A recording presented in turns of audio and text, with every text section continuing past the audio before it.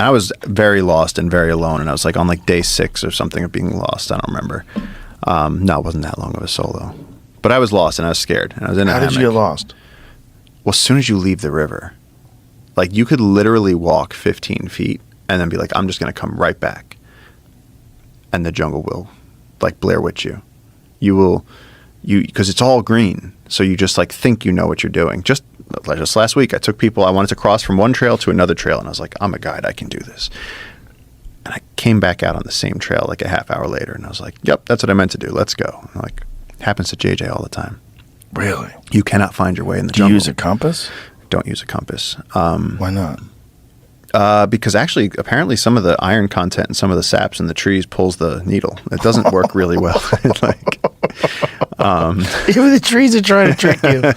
Oh my God. GPSs run out of batteries. You know, it's like you really just, you have to learn your bushcraft. You have to learn how to navigate in the jungle. And it's like, which is pretty much, you have to get just amazing at dead reckoning and remembering your course, because it's so dense that like we play with people. We go, we'll go see if you can go from here to there. And it's like, they can't go there. They can't do that as soon as you leave the river. So like I had gone out on this solo, gotten lost, gotten scared, and then been like, oh shit, what if I just like into the wilded myself? What if now I'm going to be the next kid that went and died in the Amazon? And like, I like slept in the hammock, but this is like as I was learning. So I didn't realize that the hammock that I had bought had a mosquito net on top, but the back was not mosquito proof, so they could stick through.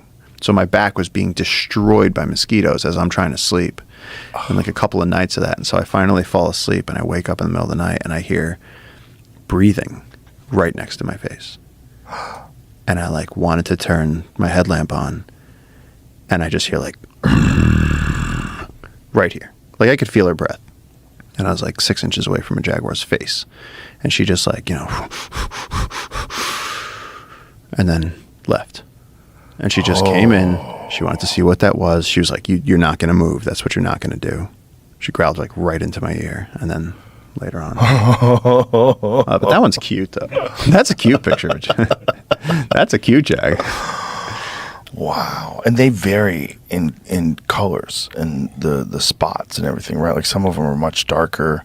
Yeah. Well, I mean, yeah, actually somebody recently was like, where do you see panthers? And I went on this whole thing of like, a leopard or a jaguar, just like you can have albinos, you have a melanistic one. Yeah. Wow. And so like people would call that a panther, but a panther's not a real, there's no animal that's a panther. It's like a Kleenex. It's like, it's just another name for it. That is so beautiful. But a black Look jag. at that thing. Yeah. Oh my God, that's beautiful. Yeah. In South India, they have the black leopards. What an amazing looking animal. Look at the muscles. Yeah. It's an amazing killing machine. And so humans don't get taken out by them? I can only really speak for our region of the Amazon, but I haven't even heard a story about it. Really? Like no one. Our jags are just, we have like record numbers of jags. Like I think they're listed as near threatened, and we have like some of the strongest remaining jaguar populations in the world.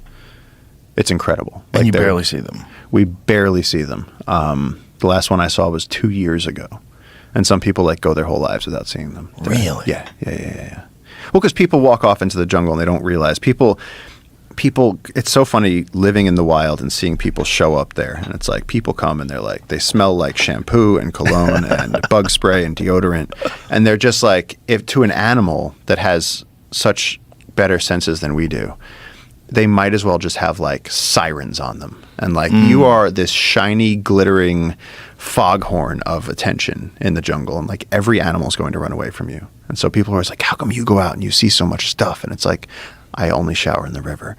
I live out in the jungle. I smell like they do. Like I'm out there for weeks. And it's like, I'm not going and like shampooing my hair. It's like, and so like to these animals, like they know when you're coming. Like a jag's just going to be like, oh, there's a human there. Do you wash with soap when you wash in the river? I do use a biodegradable soap. You have to keep your skin clean or else you just get infections. But like for the most part, like my clothing, everything, like I don't use anything that's scented because of that, because I want to be out there and just blend in. And that's whether I'm out in the field with elephants or whether you're out in the, in Africa or India or whether you're in the Amazon.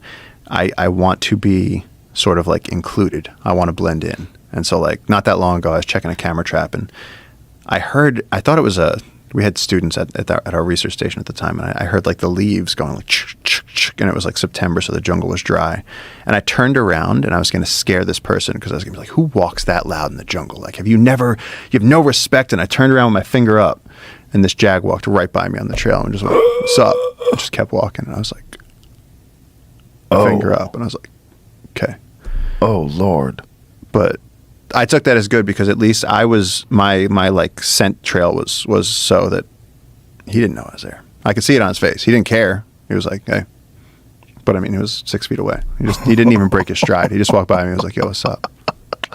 They don't think of you as food, so they just keep moving. No, and I think they're, with big cats, the mothers teach the young how to hunt, and I think they're so oriented, like with tigers, they're so oriented on horizontal, get the neck from underneath, break the neck from up top. And it's like when they see a vertical animal walking by, I think they're like, first of all, I don't know what this is. Second of all, it smells weird. Third of all, where do I even, you got to be desperate to take that risk.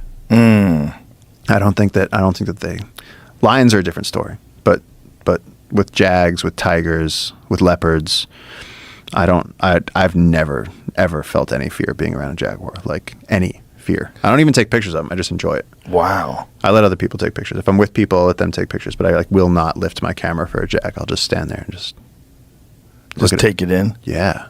You get to see them so rarely. I don't want to sit there finally seeing one and then put another screen in front of my face. Look through it through some glass. Like, whoa. Yeah. Yeah, that's our camera. They've started them. That's from yours? Yeah. Wow. Look at that thing. Yeah. That is so majestic. What an amazing animal. Yeah. Those glowing eyes. Well, that's the crazy thing. You shine your headlamp into the night, and then when things look back at you, you got to wonder what it is. It's like, well, when there's two eyes in the front, there's two eyes in the front, yeah. But sometimes the deer, but then the jags do this thing where they move their head like this. They try and see around your headlamp. They'll like do this little side to side thing. Like the deer, they'll just blink at you. They'll just blink, and so you start learning the eye shines. You start learning the, because then you can be out there at night and you look at something and people are like, oh shit, dude, it's a jag, and it's like, no, it's a deer.